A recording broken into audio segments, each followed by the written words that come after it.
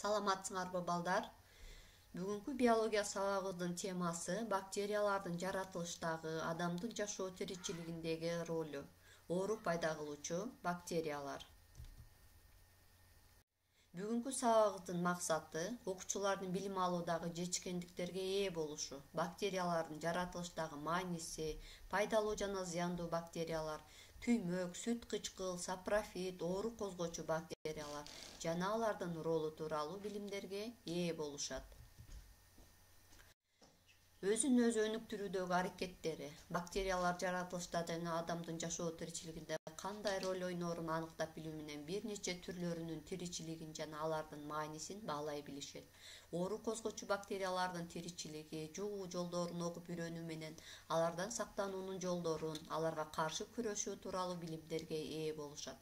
Активдүүлүгүн, ойлонуусун, сөз сүйлөөсүн, оюн эркин билдирүүгө жана жыйынтык чыгарууга үйрөнүшөт. Окуу материалынын таалим-тарбиялык таасири, окуучулардын санитардык жана гигиеналык талаптарга калыптануусу ишке ашырылат.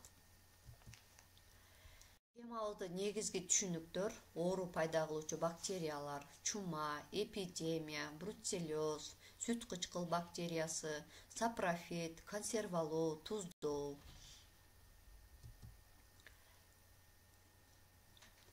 Анда бүгүнкү сабагыбызды жагымдуу маанай менен маанайыбызды көтөрүп алсак.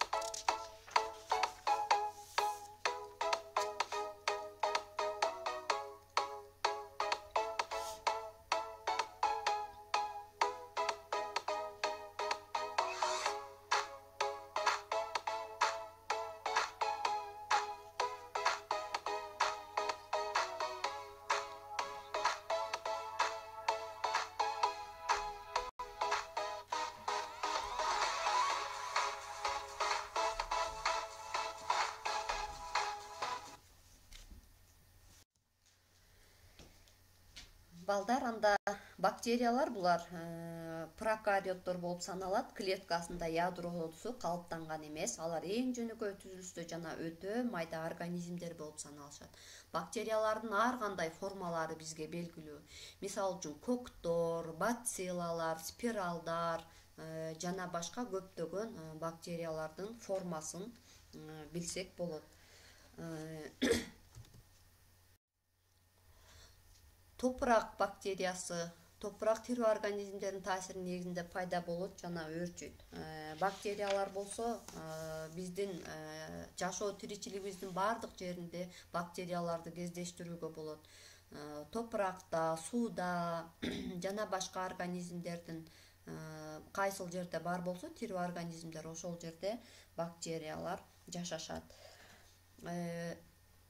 Бактериялар татаал органикалык заттарды, жаныбарлардын жана өсүмдүктөрдүн калдыктарын тирүү организмдер бөлүп чыгарган продукталарды жана ар кандай таштандыларды чиритишет. Күзүндө болсо дарактар менен бадалдардан калган жалбырактарды, ар кандай майда сабактарды жерге түшкөндөн кийин ошолорду бактериялар чиритип жок кылышат. Антпесе жер шарынын баардыгын ошол баягы өлүк организмдер каптап кетмек да. Андыктан бактериялардын эң пайдалуу жагы булар баардык нерселерди чириткенге чиритүүчү бактериялар болуп саналат. Ошондой эле булар абадагы азотту алып топуракты байытып да берет. Мисалы кээ бир өсүмдүктөрдүн тамырларында майда клубендери болсо, ошол абадагы азотту алып топуракты кара топуракка айландырып берет. Ал эми ошол топурактагы ар кандай минералдык заттарды өсүмдүктөр тамыры аркылуу сиңирип алышып, алардын өсүшү жана түшүмдүүлүгү жогорулайт.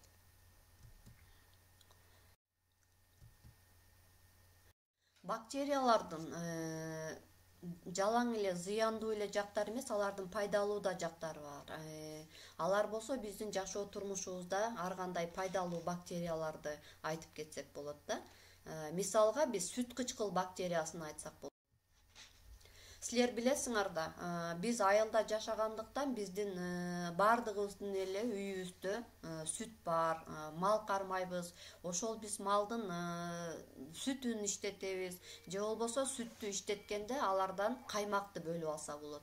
Суюк каймакты коюу каймакка айландырат. Бул бактериянын негизинде болот.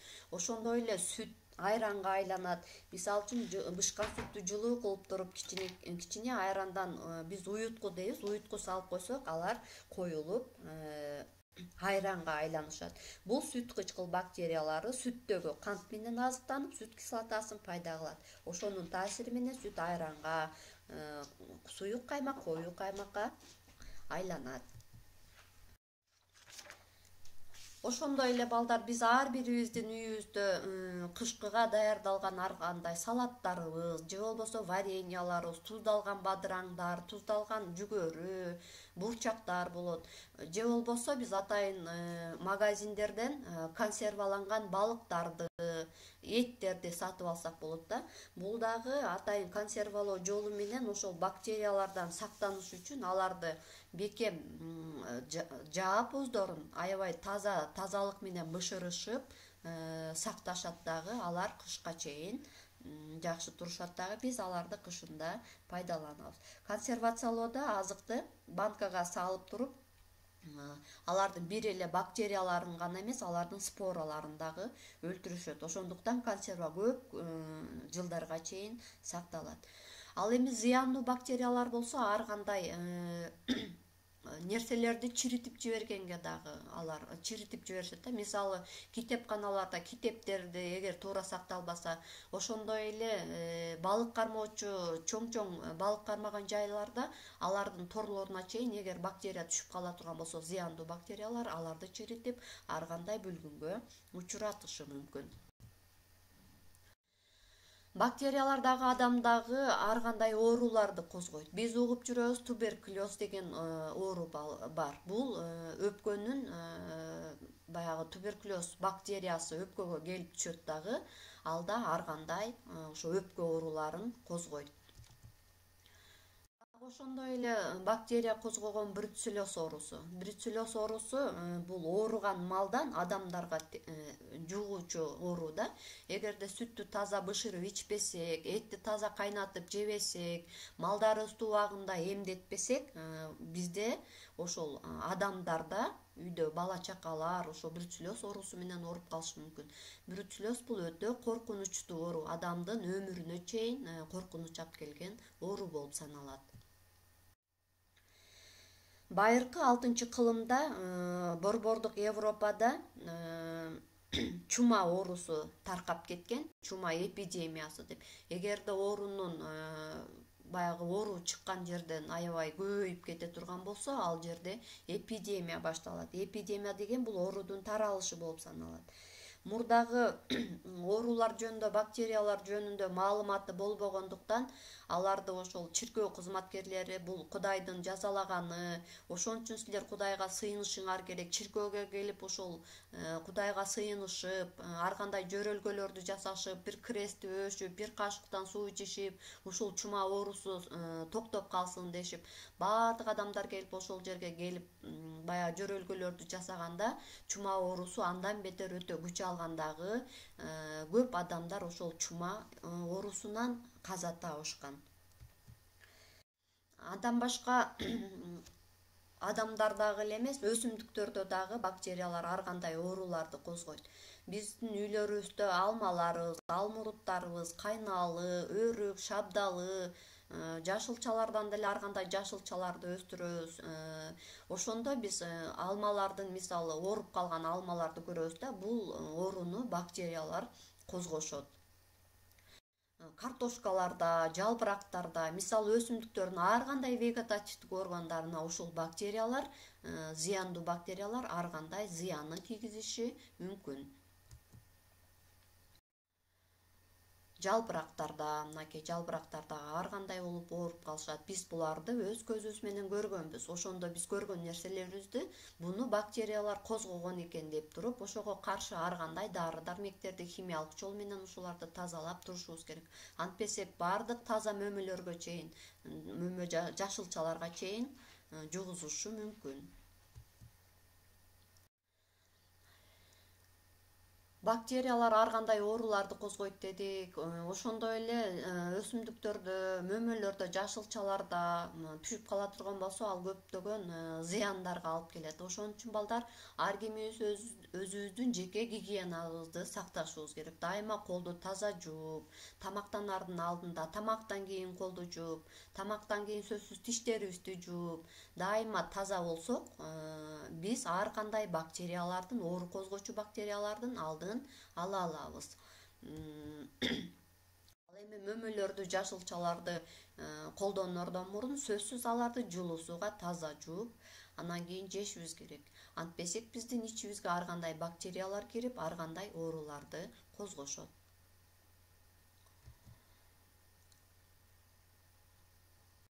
Ушул айтылгандар боюнча мен силерге тапшырма берем, балдар. Fishbowl технологиясы менен биз ушул схеманы үйдөн толтурабыз.